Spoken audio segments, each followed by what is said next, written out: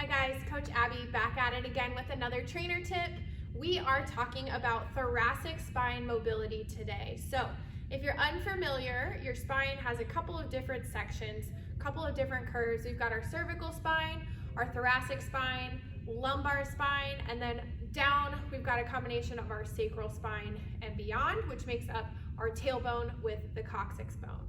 If we do not have the mobility in our thoracic spine, it's going to impact a lot of our movements that are overhead.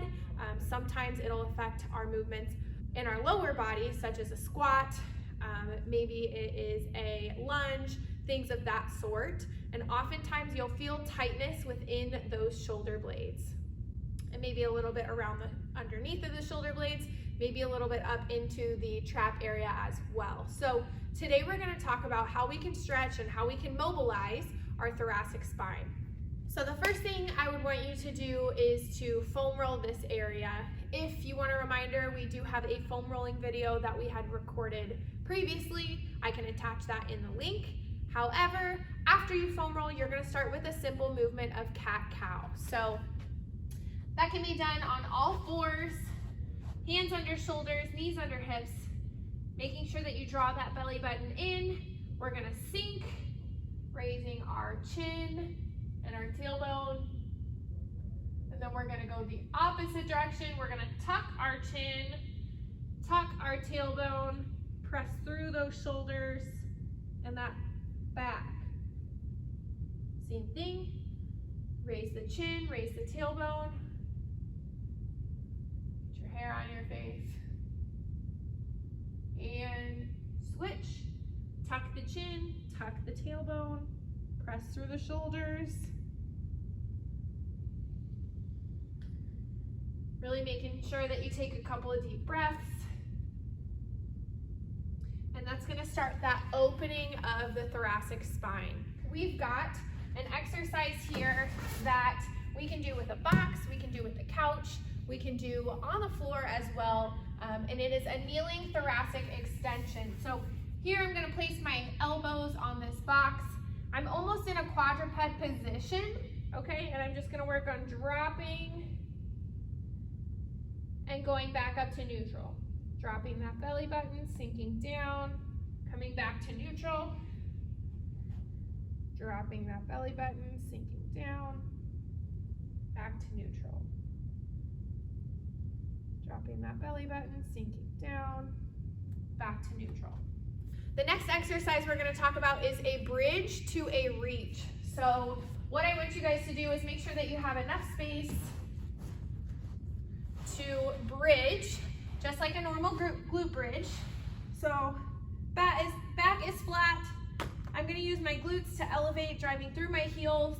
And what I'm going to do is I'm going to bridge, and then I'm going to reach over that opposite ear and do a twist. Back down, bridge, and reach. All right, bridge and reach. Not only will this get your spine moving, but you'll get a nice little massage on the outside of that arm into that deltoid. Bridge and reach. This right here is going to start us for our next exercise, which is actually a second type of a bridge, more of like a crab walk position and a reach here. So I'm going to bridge and then I'm going to reach again over that opposite ear. I can hold and back down. You do not have to come all the way back down to the floor. Bridge and reach. This obviously requires a little bit more strength in the upper body because I am holding myself on that one arm. But if you can do this, you're going to have a little bit deeper of a stretch. All right. The next stretch that we're going to do is a thread the needle and open the book. So I'm going to be in a quadruped position, hands under shoulders, knees under hips. And what I'm going to do here is I'm going to reach my hand through. I can drop down. Notice that my shoulders are stacked. My right one is underneath my left one. And then from here, I'm going to rotate and bring that elbow up so that my shoulders are now stacked the opposite direction. I'm here, thread the needle, stack those shoulders, open, bring that elbow, stack the shoulders in this direction. I would then switch sides, and this is something that I can also add a band so that I'm really activating my lat, activating those muscles to pull. So if you have something where you can attach a elastic band to, you can take your hand, hold on to that band and pull as you open and stack, and then you'll have to resist it on the way, but it'll have a little bit of an extra pull in that stretch at the bottom. So similar to this, we can also do a rotation in a couple of positions. We can do this in a quadruped position where instead of threading the needle, you're gonna take that hand, we're gonna go down, touch our arm, and open here. I'm in this quadruped position because it is limiting the movement of my lumbar spine. My hips are staying stable. Same thing on the other side. Side's definitely tighter.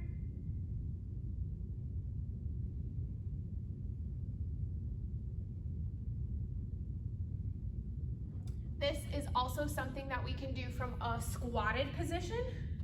So I'm here, I can find myself in my low squat. I have pretty good mobility, so for me, I can go all the way down to the ground. My foot is completely down on the ground. I can press these legs out, and I'm going to reach and open.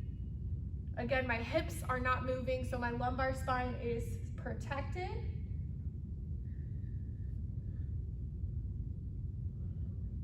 And then lastly, I can also do this from an A position, an A frame, where I take my right fist, my right elbow, and I'm gonna open this way. This is good for somebody with less mobility in their squat. But again, my hips are fixed. They are not moving, which helps with this arm so that they are safe, protecting my lumbar spine.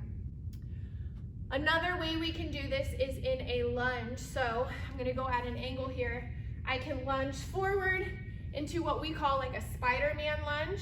And from here, I'm gonna make sure I can take my elbow down, and then I can open. And this right here, not only are you gonna feel this in your thoracic spine, but you might also feel this on the outside of your hip. You might also feel this in your hip flexor. So this is a good movement to warm up with. Another exercise we can do is a thoracic twist from the ground. So I am going to be on the floor here. I'm gonna make a 90-degree angle with my knee, and my head is elevated so my spine is relaxed in my cervical spine. So 90 degrees here. I'm gonna take this bottom hand and I'm gonna place it on my top leg so that my legs cannot open. From here, I'm gonna go up and over. I'm just gonna let that spine fall. Back, up and over. You can let gravity take you on the back side. You can hold, or you can continue to be active in this movement. Another way that you can do this is around the world. So from here, you're gonna take this arm up, over, flip that hand, and back down. Coming back, flip that hand, up and around, flip that hand. I could do this one all day, it feels amazing. And back. All right, guys, that is all for our thoracic mobility. A lot of these exercises can be done for a warm-up, for a cool down, or just to prepare your body for certain movements throughout your time at boot camp, like anything overhead.